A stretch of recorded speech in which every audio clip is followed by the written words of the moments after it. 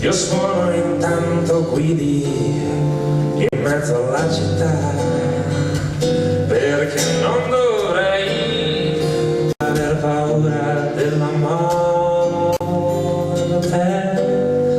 Questo istante già risponde, un istante di stupore può rispondere.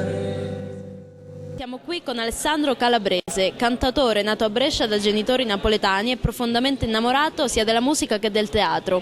Come unisci questo amore che va dalla musica al teatro? Di professione faccio l'attore e appena un attimo suono la chitarra, molto semplicemente. Nel 99 hai passato le prime 2 selezioni per Sanremo e dichiari: profondamente deluso dal mondo della musica, ti dai al teatro ma senza smettere di scrivere, suonare e cantare. Sì. Come sei arrivato alla partecipazione qui al Musicultura Festival? Come sono arrivato? Mio fratello mi ha detto iscriviti, io ho detto va bene. A cosa ti ispiri scrivendo le tue canzoni? A cosa mi ispiro? Se sono in macchina, agli alberi che passano. Se sono nel letto, il soffitto mi ispira, cioè dipende da dove sono, ecco.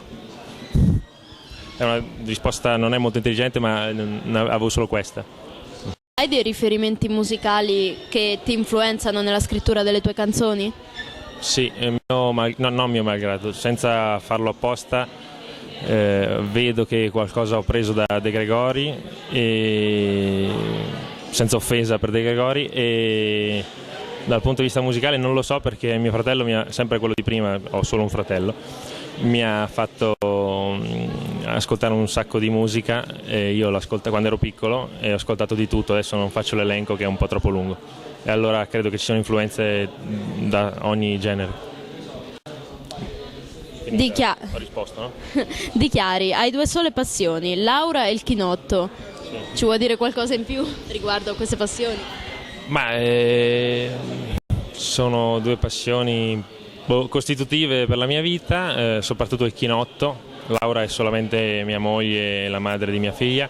Il chinotto invece è quello che mi spinge ad andare avanti nella vita, il mio riferimento è tutto per me.